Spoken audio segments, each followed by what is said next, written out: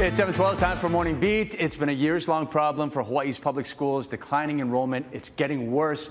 Civil Beach's Chad Blair is here. How much of a decline are we seeing, Chad? It's significant. Thanks, Steve. This is from Jessica Terrell. She's one of our editors. She reports on education, many other things too.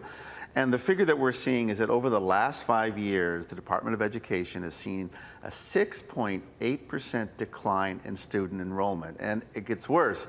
By the school year 2027-28, it's projected to be another 5.4%. All of that adds up to what education officials and experts are saying is a significant concern. We need to do something. Yeah, and she goes on, she makes a good point that in some spots it's going to be even worse. Kahului, 20% by 2027 perhaps. So what can we do?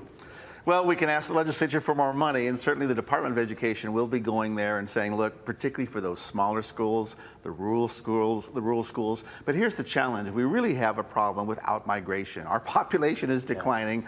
The birth rate has declined. We also have popular charter schools, a lot of kids going in those schools.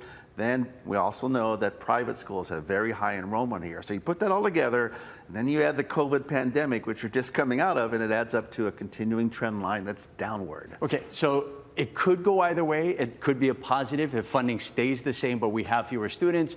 Or on the other hand, if they decide that they're going to pull funding once they see that there are fewer students within our schools, which way do you see the ledge going?